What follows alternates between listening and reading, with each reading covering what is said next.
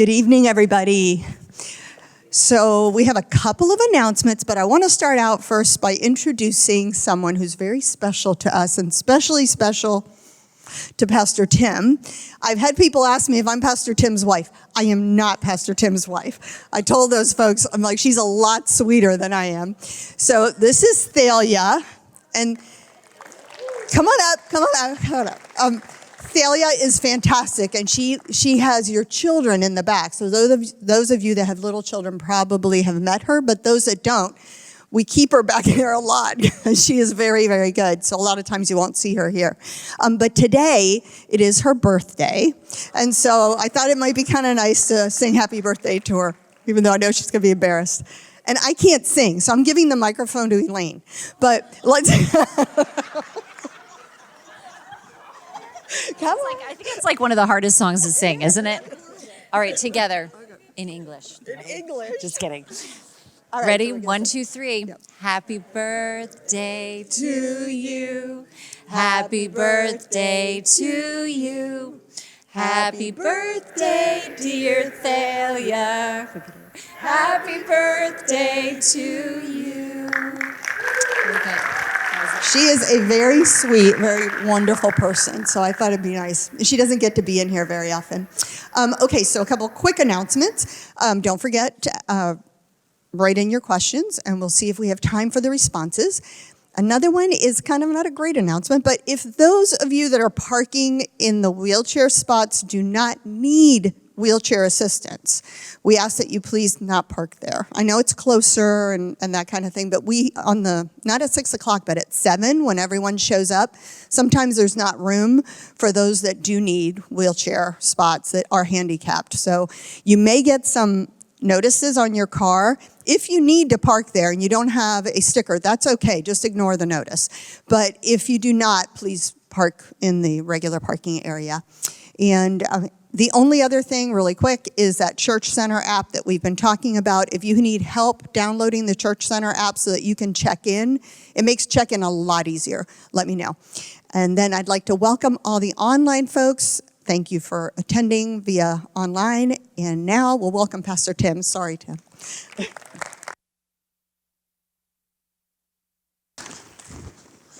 So are you ready for the flood? You are not ready. So, yeah, I saw some of you did have, which is very important. Some of you have umbrellas today. Some of you dressed for the occasion, so that's really good. So let us start with a little bit of a review. First of all, as we talked about last week, did the flood really happen? And what I tried to do last week was kind of reorient the way we look at this into the ancient Israelite way of looking at it. They had no question. I mean, that question, did the flood really happen, would never have really occurred to them. Everybody knew that the flood had happened. That wasn't at issue. It wasn't like they were reading this for the first time, the Israelites who left Egypt with Moses, and they're hearing this and they're going, what? There was a flood about the whole earth? This is weird. I don't know if we can swallow this. They already had heard for generations and generations about the flood. The question was not, did the flood happen? The question was, what did it mean? And this is what Genesis is telling the ancient Israelites, is not that the flood happened. They already knew that. It's telling them the why of the flood happening, what it really meant. So starting with Genesis 1, because you're gonna start to see some of these themes repeat as we go forward now in the flood. There is a literary design pattern all the way from Genesis 1 to Genesis 6:4 that we've seen this repetition from. In page 1 of Genesis, we see that Yahweh Elohim, he brings order out of chaos. And he does this in order to functionally arrange this cosmic temple that we call the universe. But his cosmic temple and the tselem in the temple, or the statue in the temple that is an image of the divinity, are the humans. The humans are the living images of him. It's so cool. Well, Genesis 2, then we've got this place called Eden, and in the center of Eden is this garden. So there's a garden, and then there's the land of Eden, and then there's the dry land. And Eden is a delightful place, it means delight, where heaven and earth overlap in the garden. And as cosmic priests, the humans share that sacred space of that overlap of heaven and earth with Yahweh Elohim. In this, the visual that we should have is as a mountain garden where these rivers flow down from it. So there in this mountain garden, that's the most holy place where humans and God interact. Page 3, there's a wrench thrown in the works when one of the sky rulers, and remember, the sky rulers were made before the land rulers. Land rulers or the earth rulers are the humans. But there's a population up there too, imaged or represented by stars, and that rule the heavens, we read in Genesis 1. And so this is one of those. And this fellow, this character, he takes on a snake skin. So not only do we have the introduction of this character, this shrewd character, we also have the introduction of a narrative role, the role of the serpent. And this, he combines with this beast of the field, this serpent, and realigns the thinking of these latecomers, these human rulers, to try to image God in their own way and on their own terms, because God gave them instructions not to eat from the fruit of the tree of knowing the difference between Tov and Ra. Don't eat from that tree. The idea here is wait for him to give you that information. Don't just take it on your own terms. But the serpent convinces them, no, it's just better to do it suddenly and on your own terms. And of course, this led to disaster, including their expulsion from the most holy place. And also, so what happens here is their communion with God and that place of overlap is no longer happening, is it? So think in terms of heaven and earth, which overlap there in the garden. There's no longer an overlap. Humans don't live in that place anymore. So Genesis pages 4 and 5, the firstborn human son, who is Cain or Cain, he succumbs to the beast that Yahweh Elohim warned him about, which was sin crouching at the tent flap. And he murders the favored or the elected secondborn. So this is horrible. Corrupt human attempts at ordering the cosmos later result in civilization that's tainted by violence and cruelty, illustrated by Lamech, who's singing a song to his 2 wives about how he killed this kid for bruising him. But a faithful remnant does keep the promise of a coming snake crusher, which was promised in page 3, this promise alive. Now we get to the flood and the preamble to the flood. And I just want to recognize something. That to the ears of someone that hasn't grown up in church, that hasn't been fully educated in Sunday school and grown up with the flood narrative and watched VeggieTales as a child, and the flood narrative sounds pretty radical. It sounds pretty extreme. And there are even folks who have grown up with this, but then later in life have thought, I can't reconcile in my mind how God could be loving and good and yet destroy all these people and innocent animals, even if the people weren't innocent. Surely they were children, and just wipe them out in a moment of anger. One of the people, and I think we should recognize this, and that it's a valid concern. I think sometimes when we get too defensive, we work against ourselves.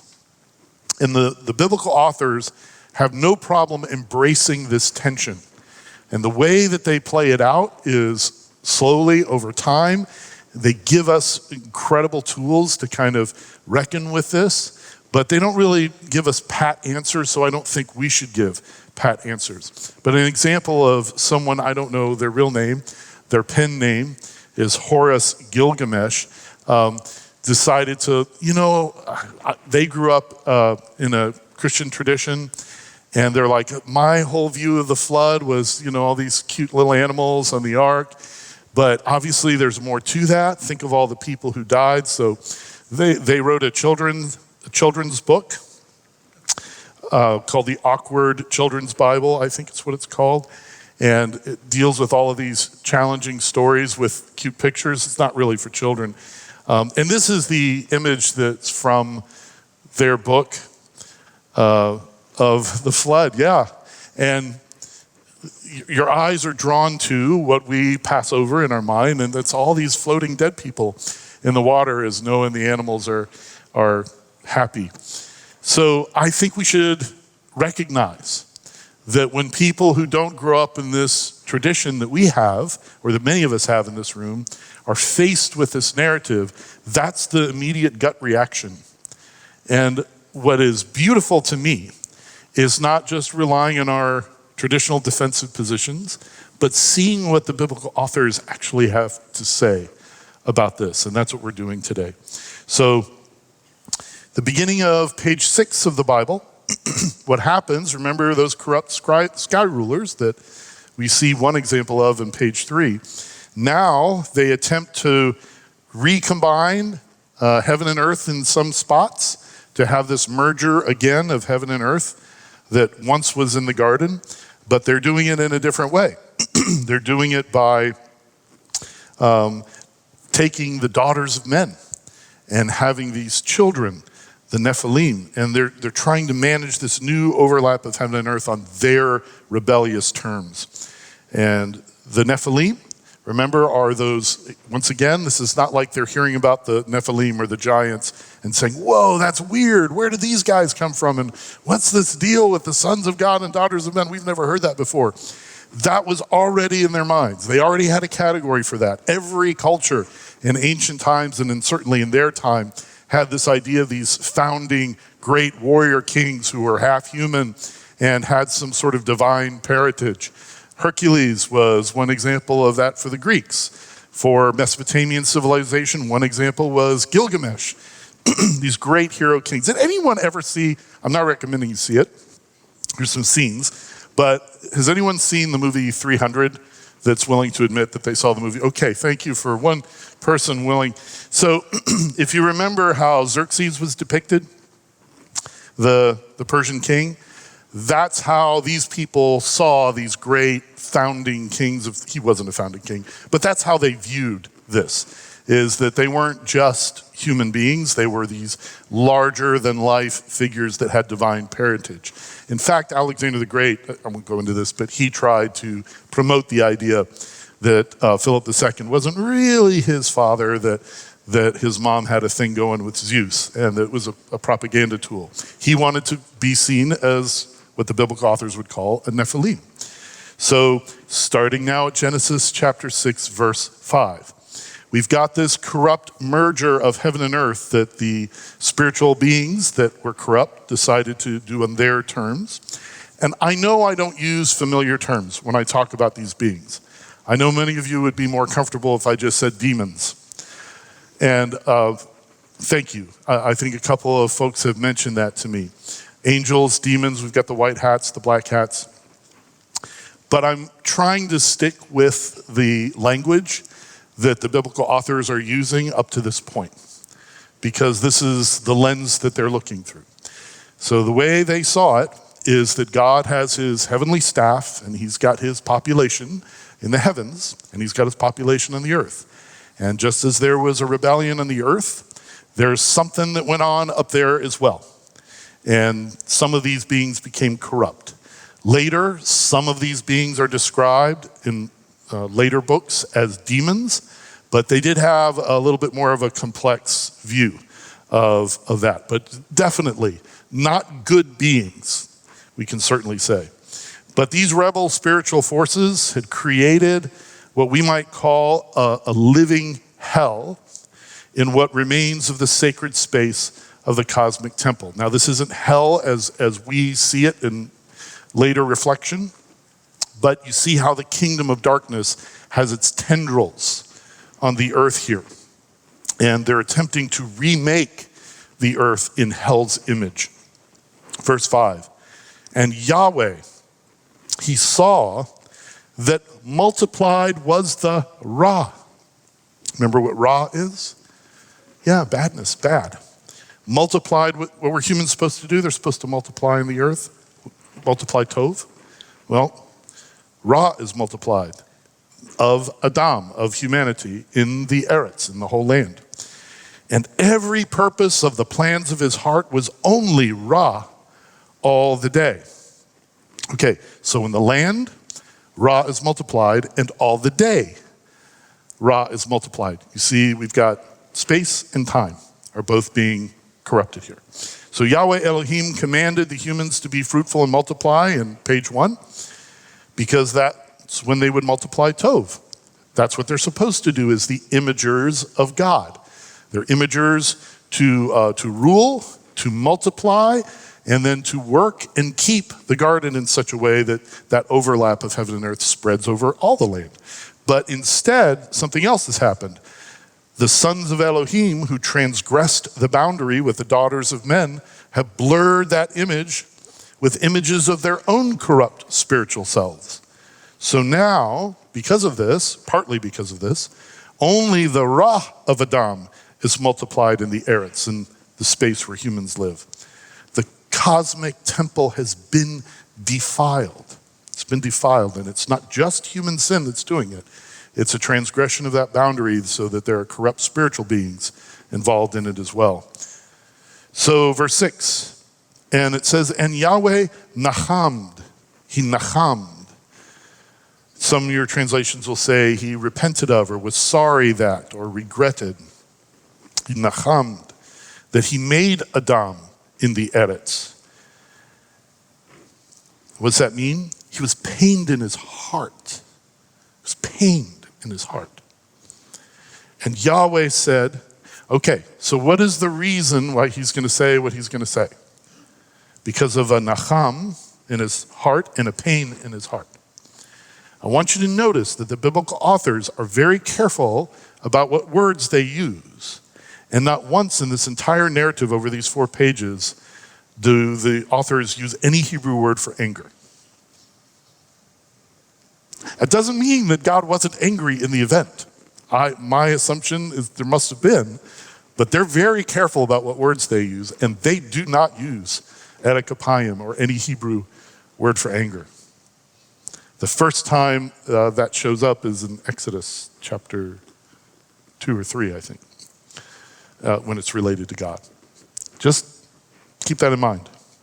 So when this nacham and this pain causes him to say, I will wipe away Adam that I created from the face of the Adamah.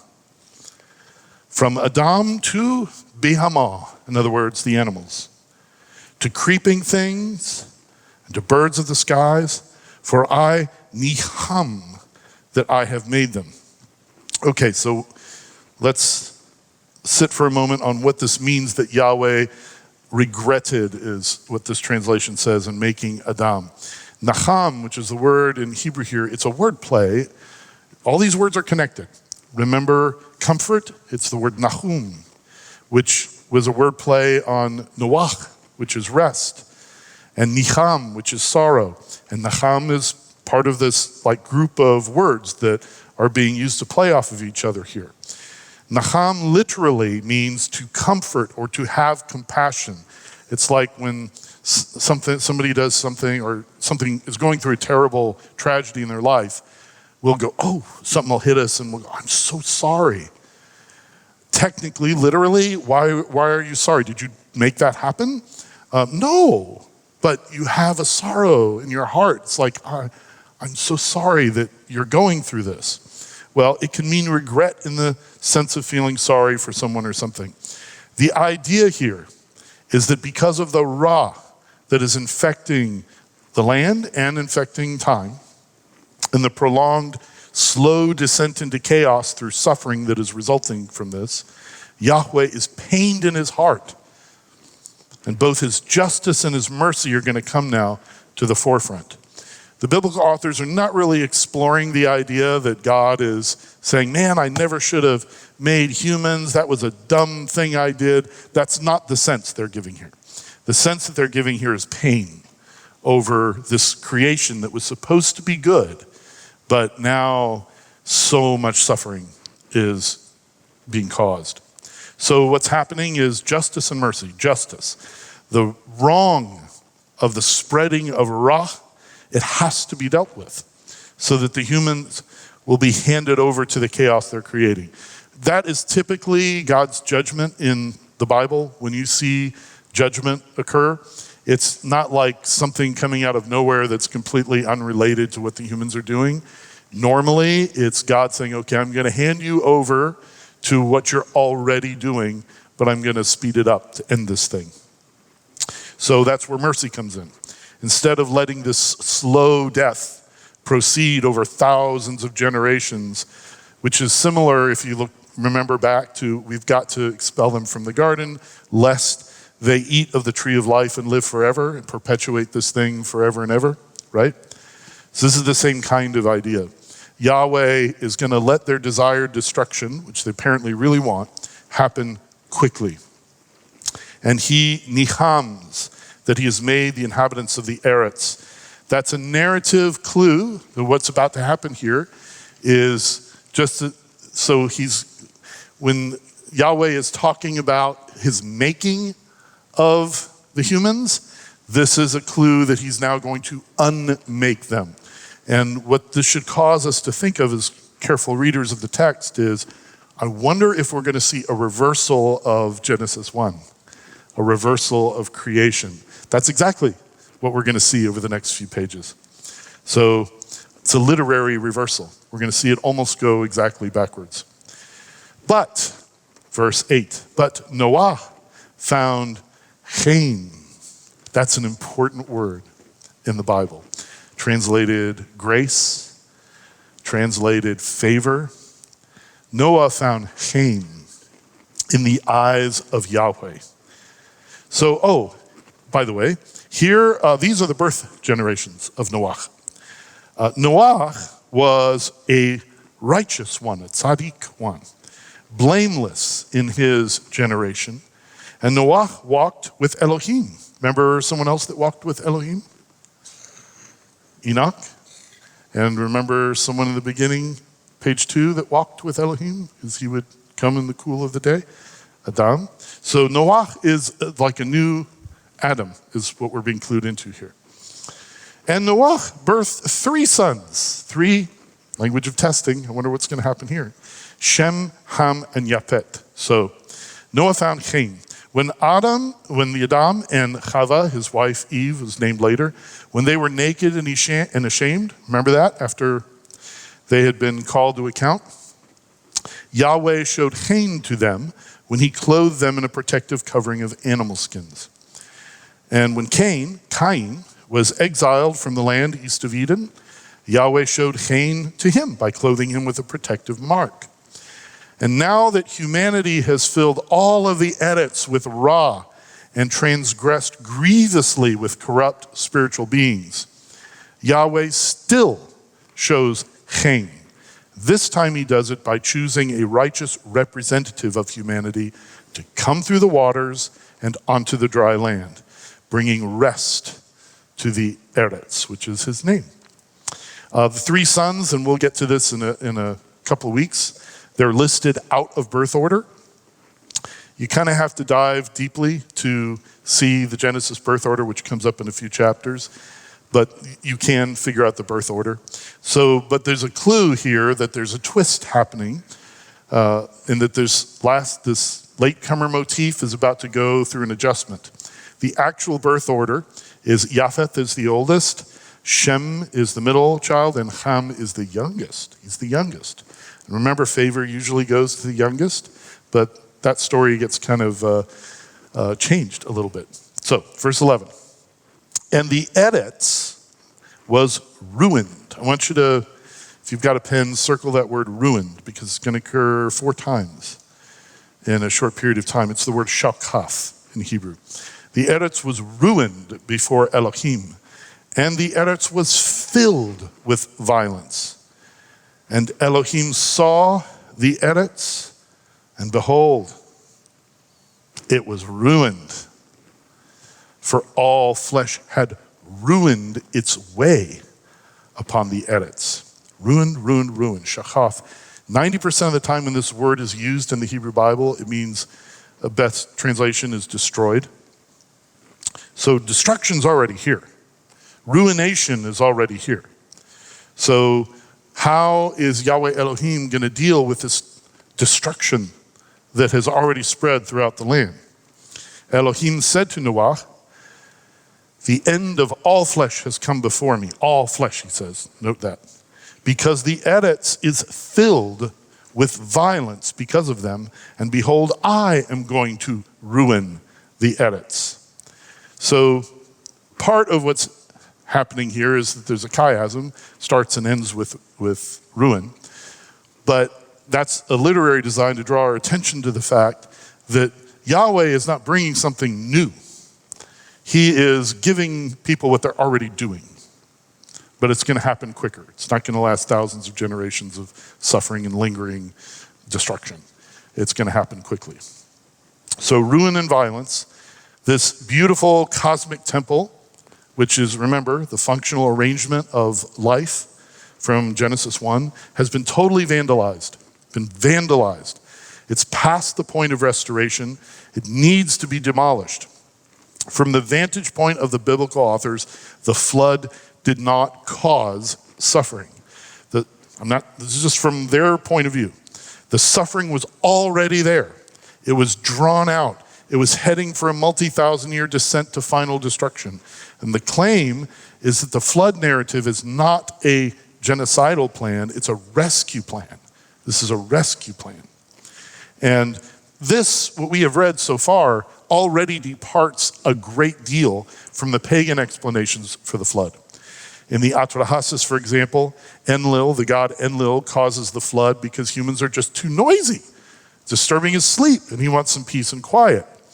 According to the Epic of Gilgamesh, there is another god, Ea, who selected a hero named Utnapishtim. Why? Because Utnapishtim was righteous and blameless, and he wanted to...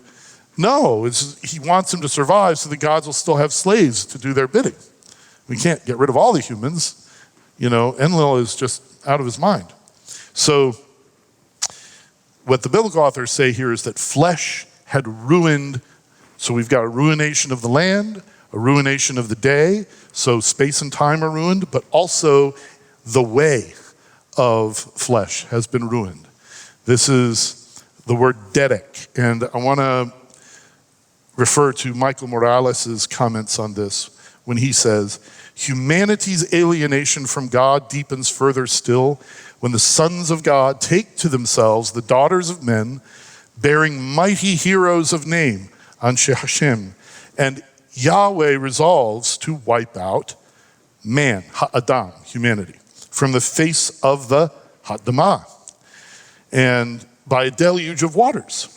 This is a third divine expulsion. The first one, the Adam and his wife from the garden. The second one, Cain from the land east of Eden. This is number 3. However, one understands the phrase sons of God, whether it's referring to the line of Seth, one of the theories we talked about, or by traditional interpretation is indicating angelic beings. What is clear is that a boundary separating human from divine was in some sense crossed. And this transgression is weighted with colossal proportions as defining and ushering in the end. To the point, the result of this transgression was that knowledge of the way of Yahweh upon the earth had been abandoned, almost utterly lost. All flesh had corrupted. Nishata, this or Yahweh's way upon the earth. The only previous use of this word derek, way, was when Yahweh had installed the cheruvim and flaming sword to guard the way, or the derek, to the tree of life. The way, the derek of Yahweh, is also the way to Yahweh. Later, God would know Abraham in order that he may command his children and his household after him that they guard or keep the way of Yahweh, Genesis 18:19. You see how it's all connected? So Elohim said, the end of all flesh is before me. Just want to point out, was this the end of all flesh? Absolutely not. No. And God knew this. Noah and his family did not end. God was actually working on that. Pairs and sevens of animals, sea creatures, none of them ended. So what is this all? This is how language works. It's called hyperbole. And it's used liberally in the Hebrew Bible, all over the place. And we just have to see it through ancient Israelite eyes. We use it. Remember how I just said we see it all over the place? Is it all over the place in the Hebrew Bible? No, it's not all over the place, but it's in many places. But you understood what I meant, didn't you? And God and other characters in the Bible and the narrator often uses hyperbole, so we will get the point, not get out our accounting books and figure out, wait a second, if all flesh, well, that doesn't include Noah. He was out of touch completely. He didn't know what he was talking about. Or in the Exodus, when we have the plagues and all the cattle died, and then they show up again in one of the other plagues. It's hyperbole. It's a legitimate way to talk, and the biblical authors do talk that way. Are y'all okay? I mean, it's just there, right? Okay. Because the land is ruined, Elohim is going to ruin the land. This is equivalent to saying, I'm handing flesh over to what it's already doing. Verse 14. So make for yourself a tabah. I much prefer that word to ark. Ark gets confusing. So the Hebrew word is tabah.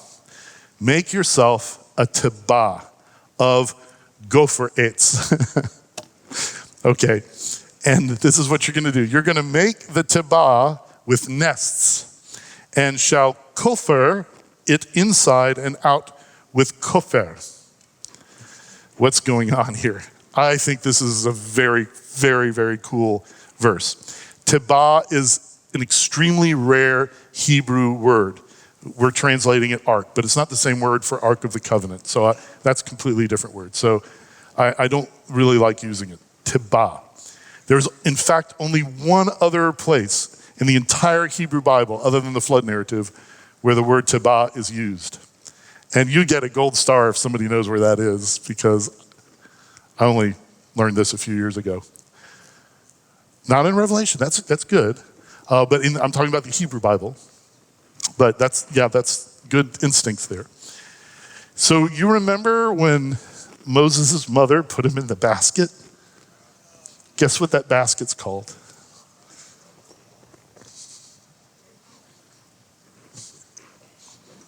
It's a tabah. Okay. So make this tabah with nests. Literally, it means nests. Compartments or cubicles for the animals. But the word nests is used to signify a place of incubation. This isn't a place for the animals to live. This is a place for them to prepare for new life. And then there's a strange Hebrew word for this type of wood, gopher, and pitch, kofer. They sound almost exactly the same. Likely coming from a root meaning to cover, which is a word related to the Hebrew word for atonement, kippur. You've heard of Yom Kippur, right? That's atonement. So I think there's a word play going on there. I'm not sure, but I think there is. Note that tibah is made of eitz. That's a word for tree. It's a word for wood. It's the word for log. It's the word for anything, most anything wood related or tree related. It uses the word eitz here. Okay, so this is how you're going to make it. 300 cubits. Everybody know what a cubit is? I'm going to teach you what a cubit is. From there to there, that's a cubit. Isn't that cool? That's a cubit. So you can go around your house measuring things, my wall is like, this room is like 8 3/4 cubits long by your arm reckoning. 50 cubits its width, 30 cubits its height. You will make a window for the tibah, and you will finish it to a cubit from the top, about 18 inches. And you will set the door of the ark in its side, and you will set it with lowers, seconds, and thirds. Okay, when a biblical author presents a detail, there's a reason for it. Biblical authors don't just give random details like modern authors do just to appeal to our sense of accuracy or, help us to visualize the setting. That's not how they write. So why would the Moses team want us to know all these details? I mean, the tibah being 300 cubits long, 50 cubits wide, 30 cubits high, especially since God's promised we won't be needing one of these in the future, so we don't have to build one. Why all these details? I think that the answer relates to the numbers. There are a lot of 10s in the life of Noah. He's the 10th from Adam. Remember, 10 is associated with God's words inviting creation. That's why there were 10 and God says in Genesis 1. 300 is a 10 times 10 times 3.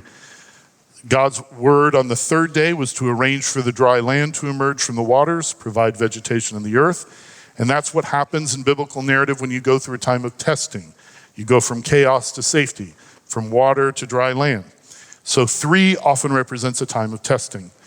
10 times 5, 50. God's word on the 5th day of creation was begin to arrange the lives of animals, the flying creatures and the aquatic animals. So I think this is related to animals. 30 or 10 times 3 reflects a very similar meaning to 300. So the idea here is this is God's spoken creation via Noah to get humans and animals through this time of testing. So were these literal dimensions of the ark? I think so, but the biblical authors don't have to give you the literal dimensions of the ark. If it's not important, they'd leave it out. But they see significance in the dimensions of the tibah. There's a window that is a cubit and a half from the top, or 1 cubit from the top, and this will become important later in the story. There's a door which will also become important. 1 door by which to enter the safety of the tibah. 1 door. Lowers, seconds, and thirds. So, anyone want to guess why there's a 3-layer significance to the tibah? It's similar to the tabernacle, isn't it? Similar to the garden in Eden. It's a miniature floating Eden, is what we're looking at here. It's a place where heaven and earth intersect in the midst of the chaos waters. It's inhabited by the beasts of the earth and the sky flyers, and it's managed by the imagers of Yahweh Elohim, human beings. Remember that the tabernacle and temple were also built around the Eden design format. We won't go into that in too much detail because we've done it before, but just to remember, there's a little chart there. In Eden, you've got the middle of the garden, and then you've got the garden in Eden, and then you have Eden. In the tibah, you've got 3rd, 2nd, and lower levels. In the tabernacle, you've got the most holy place at the very center, then the holy place, and then the courtyard. So this is a 3-tiered system. Gordon Wenham writes, the ark was this huge box, about 450 feet long, 75 feet wide, 45 feet high. The surface area of the ark was thus exactly 3 times as much as that of the tabernacle courtyard. 3 times. 100 by 50 cubits was the tabernacle courtyard. In Exodus 25 through 31, there are also parallels in phraseology with the directions for building the tabernacle and its furniture that suggest both this tibah and the tabernacle were seen as a sanctuary for the righteous. That's the communication that we're supposed to get out of this. Verse 17.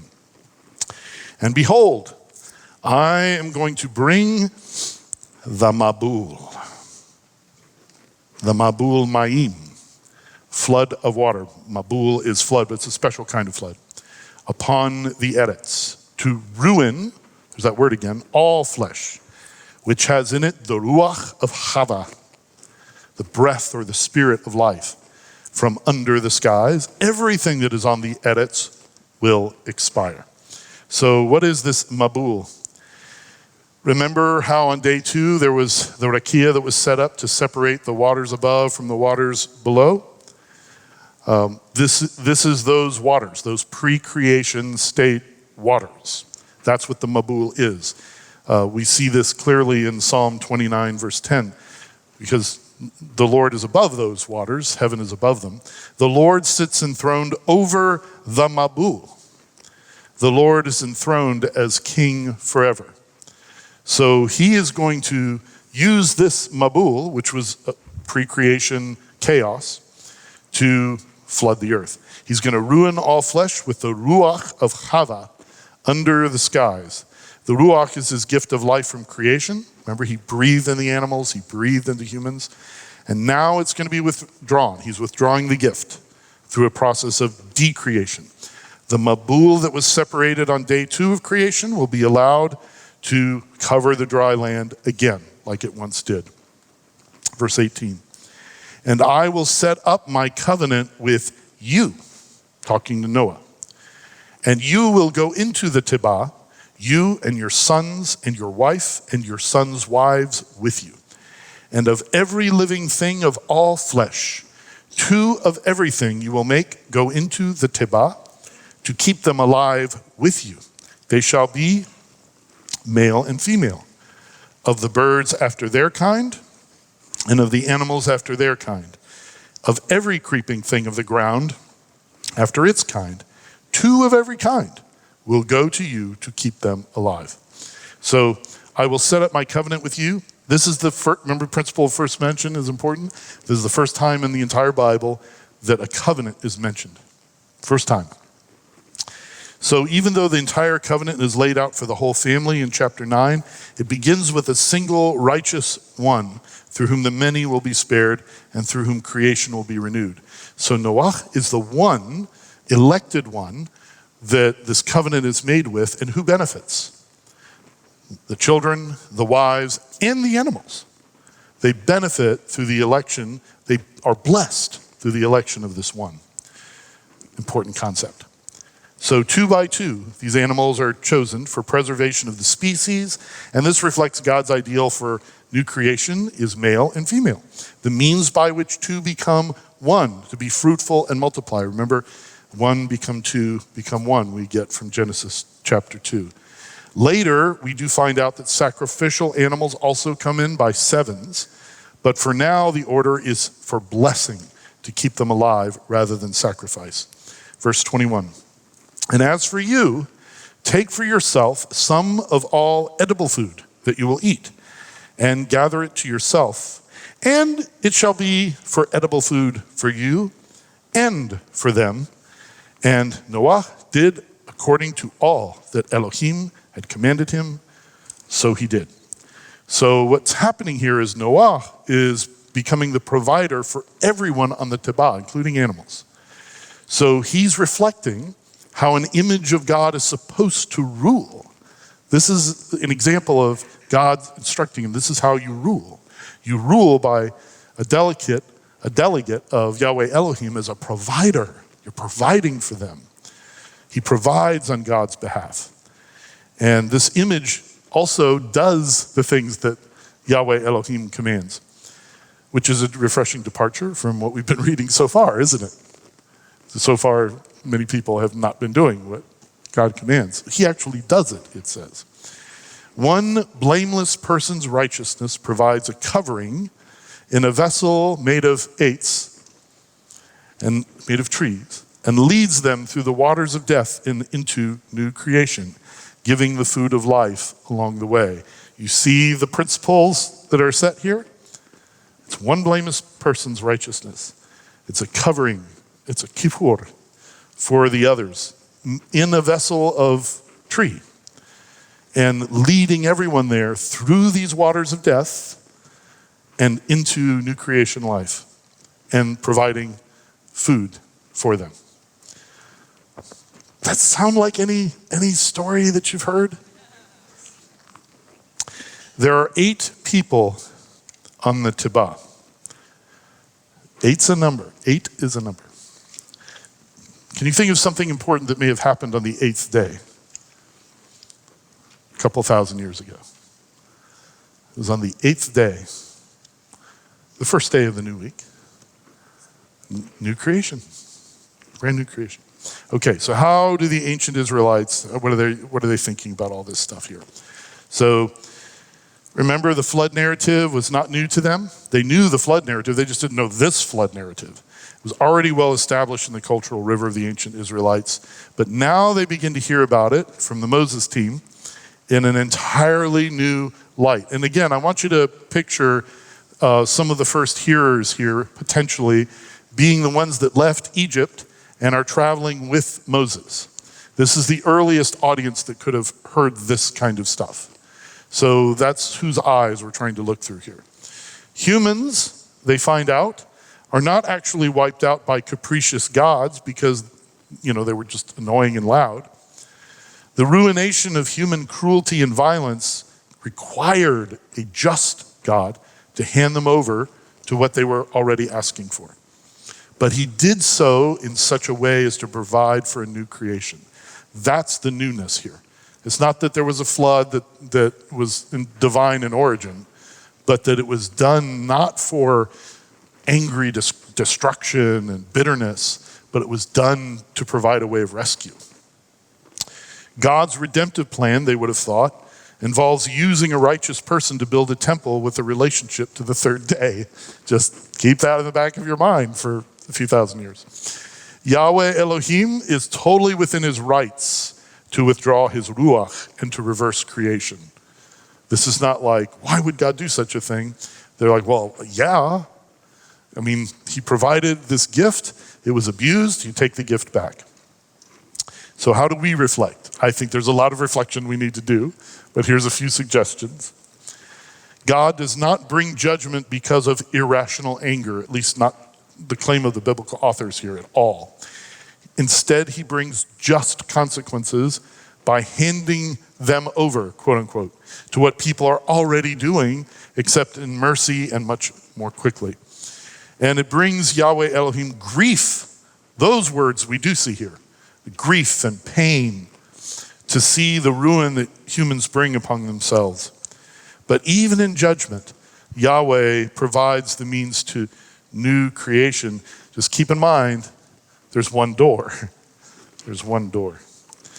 So I know this is a lot. When last week we just, did some reflection on biblical narrative. And the week before that, we just did 4 verses. But if you all have some thoughts, reflections, questions even, would love to hear.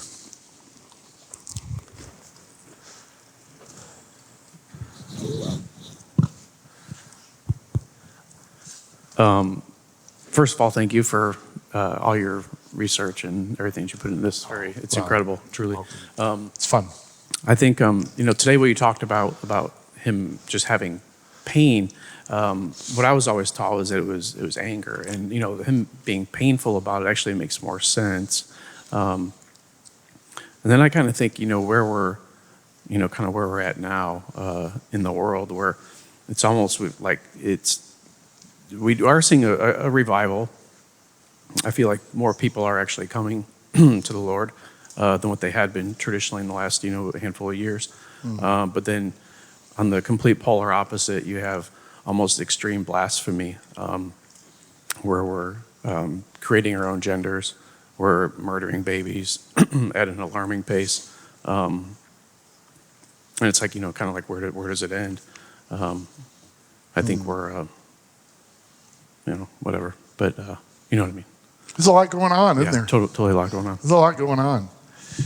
Yeah, and to be clear, so no one says, Pastor Tim says that God never gets angry. There are plenty of places, there are places in the Bible where anger language is used, but it's just not used here. So I think that I want to stick with the way that the biblical authors are characterizing God. I'm not denying that he could have felt anger. I don't know. The biblical authors don't say that. But I want to stick with their characterization. I think that's important. And I think that's important to see where his go-to is when he sees ruination. It's pain. And I think that it isn't too much of a stretch that in our individual lives, when we do things that we just know, man, this is bringing ruin, that's very likely God's reaction is pain, rather than the immediate go-to of anger. And there's other reasons I think that, which we'll talk to when we get into Exodus. But.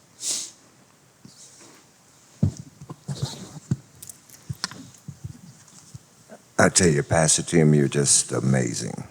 You're not allowed to be at this table anymore if you keep complimenting me outside. And Yeah. as you were talking, I started reflecting on if God had not made us free moral agents and given us the option of choosing, that we'd still be in Eden. Yeah. But He gave us the option of making choices, and some of the choices that we're making today could very much well lead us back to ruination. The only thing it takes is just a couple of centigrades of warmth on this planet, and the Arctic and the Antarctic can melt. And those of us that are living here in Florida will be underwater. So I don't know. Maybe if we were not free moral agents, we would be okay. We'd be in Hawaii. I don't know. like islands. No, sorry. Yeah, so I know that I thought in my life, wouldn't it be so much easier if we were all just forced to be good? And, you know, there's no possibility of love when you're forced. And it appears to me that whatever suffering free will has caused, that because it allows for the possibility of love, that God thinks it's worth it. God thinks love, the possibility of love, is worth all of that. That has been the eternal interaction of God within himself, Father, Son, and Holy Spirit. And I think that's the greatest gift. And that happens only through free will. That was free. That's philosophy. That's not, I can't point to a scripture. Okay, so this can take you a lot of places, but where it took me... Take us there. By the way, I like your shirt. Thank you. Where it took me was the pain that he felt with man's behavior, but it also shows his holiness. And in his holiness, he still shows grace to us each and every day, and he showed it to them as well. It's not what you expect with judgment. You don't expect grace in the middle of it.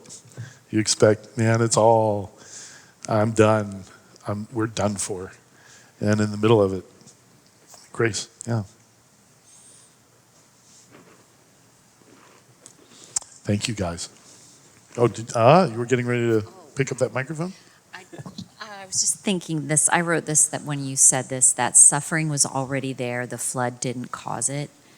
I had never thought about that. I was just like, God's mad. He's just blowing these people away. And of course, you know, if you've ever been in an environment that's just really wicked, whether you've traveled or, I don't know, could be down your street or whatever, and you feel the wickedness of it, and you're like, oh, well, you know there's people suffering there. And I just think about how that was like over the whole earth like that. And I just never, I know God's just and he's righteous and holy and whatever he does is fine because he's God. So I never questioned that, but I didn't really see the grace and mercy in it. That's all, so.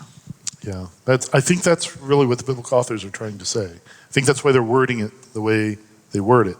I think that's why ruination, destruction, was all over the place, in space and in time and in people's way, and it uses the word violence. So, I mean, there it is. So God's just giving more of what everyone seems to already be filled with. So that is the way they're couching it. So any questions from anybody today? Yes, we do. We've got a few minutes. Okay. So there's one that was asked a few times. What happened on the 8th day, and what was the significance? Oh, yeah, okay. Jesus rose on the day after the 7th day. So remember, it was on a Sunday. Jesus rose from the dead. So that's day 1 of the new week, but it's also, in a different way of looking at it, it's the 8th day. So we're living in an eternal first day because of what happened 8 days after the day after that. So it's the day after the 7th. So 8 is an important number. 8 is like a new one. That was the other question. Does it mean new beginning? Yes, it does. Gold star. And thank you for asking that. Sometimes I say these things and they're not clear. And please always feel free to get clarification, because sometimes my brain gets ahead of my mouth. So The tabah is covered with pitch. Is it significant with kofir, right? that Moses' tabah, the basket, was also covered with pitch? I think so. Yeah, and I think there is a wordplay going on there.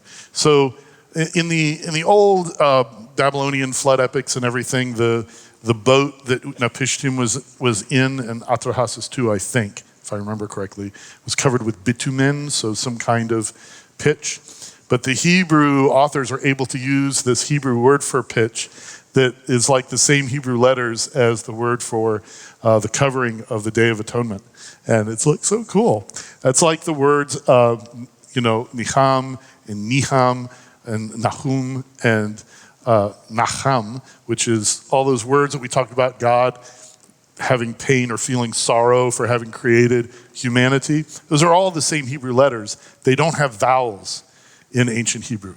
So there's all the same consonants are being used there. So when you read it, you'll be like, yeah, this is like, these are different words, but I see what's going on here. If the flood wiped out all flesh, except for Noah, did it also not kill the Nephilim? The Nephilim, yeah. Nephilim that were on the earth? Yeah. So, open question. Open question is, if all flesh does not actually mean all flesh, were there other survivors? And I don't have an answer for you. I can tell you that people argue about these things. And there have been many arguments about these things, and they're not going to stop anytime soon. Do you have time? One more? How do we know that sky dwellers are not still mating with humans? Oh, well, yeah, you mean the sons of Elohim. Yeah. That's a great question. Come on. I personally have no evidence of this.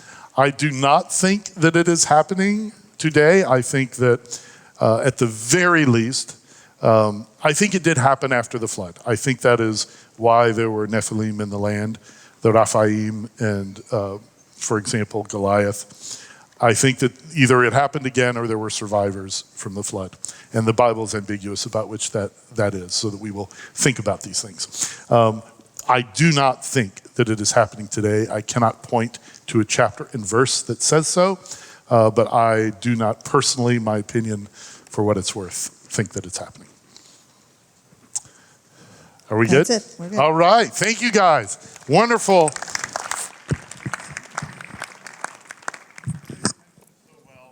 And even when my mic is off, you are listening.